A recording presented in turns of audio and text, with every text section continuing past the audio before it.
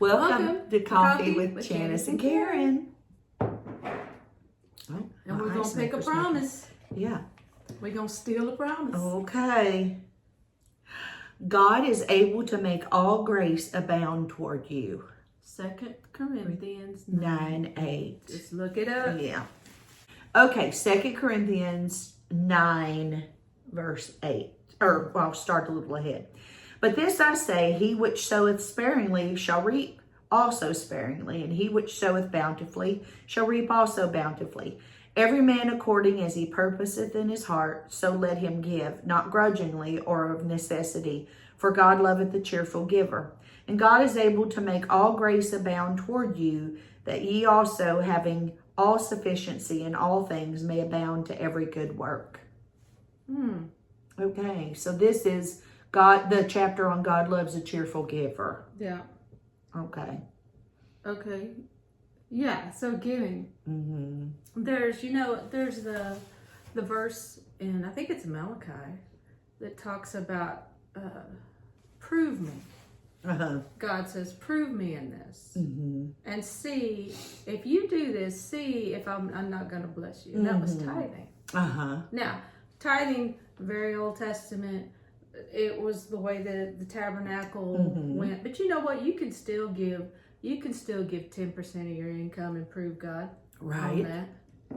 Yeah. I remember when I was a kid, I would, even if I got birthday money, I tithed. You give that 25 cents off your, or the 50 cents off your $5. Yeah. We learned to tithe. Yes. At a young age. Yeah. And Mom and Dad would always tithe. Right. And there have been a lot of times in my adult life where I didn't tithe. Mm-hmm.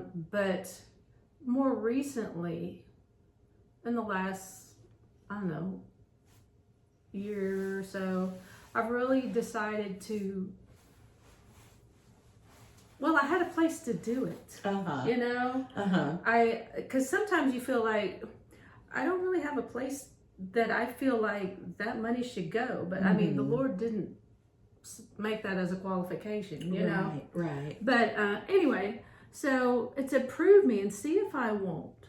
See if I won't bless you. Mm-hmm. And then there's another verse that says, he that gives to the poor lends to the Lord, and the Lord will repay. Mm-hmm. So you can't really... I've always heard you can't outgive God. You can't outgive God. And I have to look back at my family and see that that's true. Yeah. Mm-hmm. That's true. I've seen that lived out. Yeah. We weren't wealthy. Yeah. In fact, there were times when I found out later Mom and Dad didn't eat because there wasn't quite enough food at the supper table. Yeah.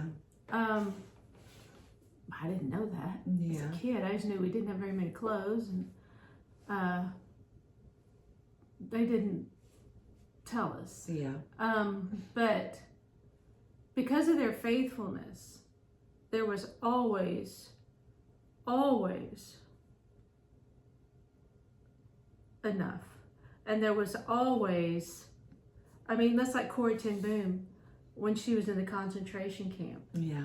And didn't have food. Well, she was like, well, we're just fasting today. Right. Yeah.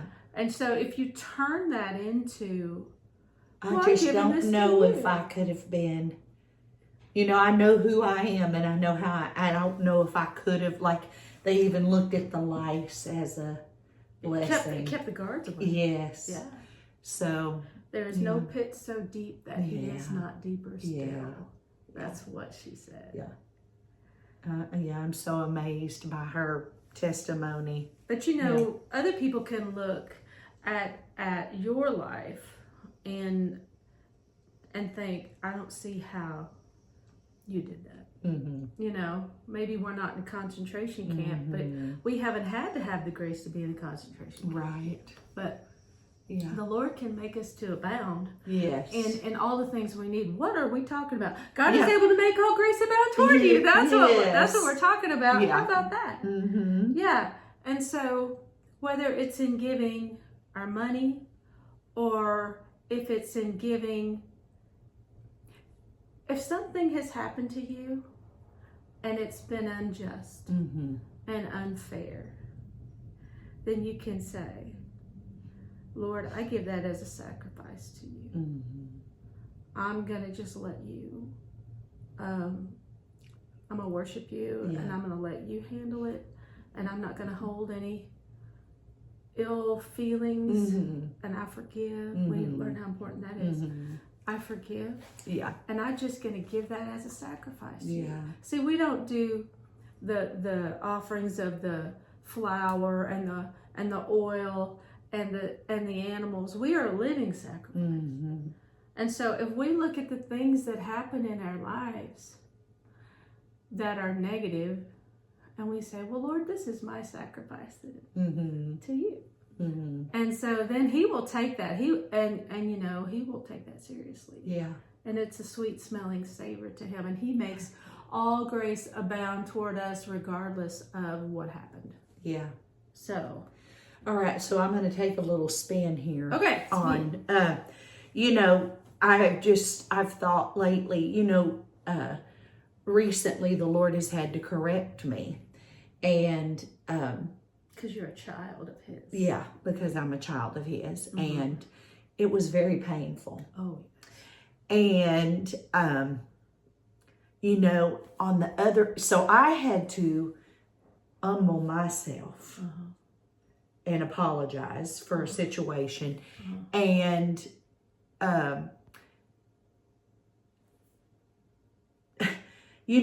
for a few days before I did, I just felt this inside, this yuck inside.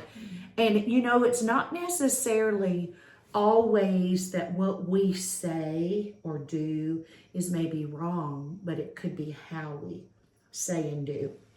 And, I was listening to a pastor this morning, and he was talking about having aught with your brother, and how that even our prayers are not really heard by God until we get that fixed. Yeah.